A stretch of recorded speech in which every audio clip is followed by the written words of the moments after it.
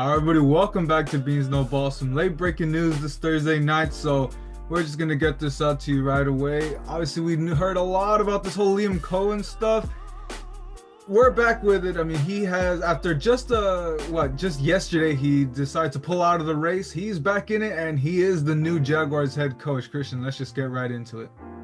Yeah, so this is like such a toxic, like call it toxic, not even toxic relationship.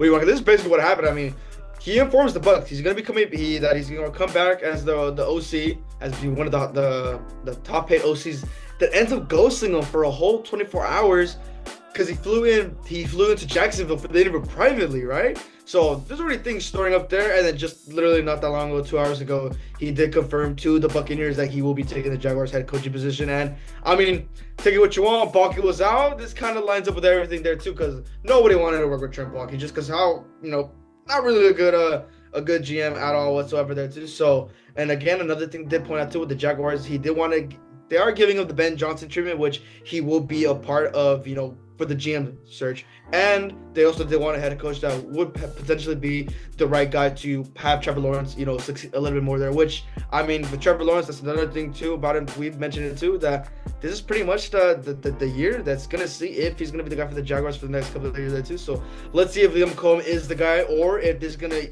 punch him back in the face by doing all this, and then Jaguars probably end up being worse than it from this season. Yeah.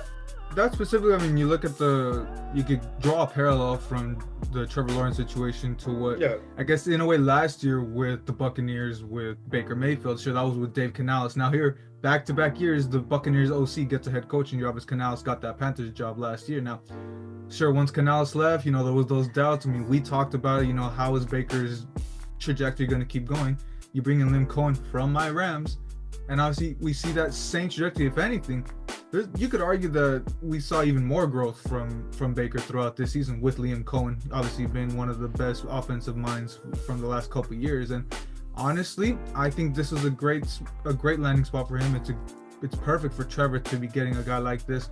Specifically, I mean, we were talking about this. I really thought Ben Johnson would have gotten this job, but it was if Trent Baalke would have left. Now obviously Baalke leaves, and you get a good spot in Coen. Now we'll wait and see. Everything's gonna iron itself out, but there's a very good chance, in my opinion, that Liam Coen could end up being a better home run hire than Ben Johnson going to Chicago. But that's its own thing for another moment. And another thing too, obviously, after Liam Coen decided to leave this conversation, Robert Saleh became that main target. Obviously, he had an interview going into Friday.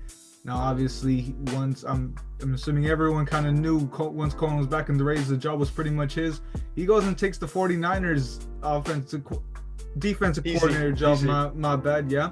Obviously, retaking that role that he did have in 2019 that led him to that Jets job, which obviously, after a tough defensive year for the 49ers, that should be a pretty big boost for them too.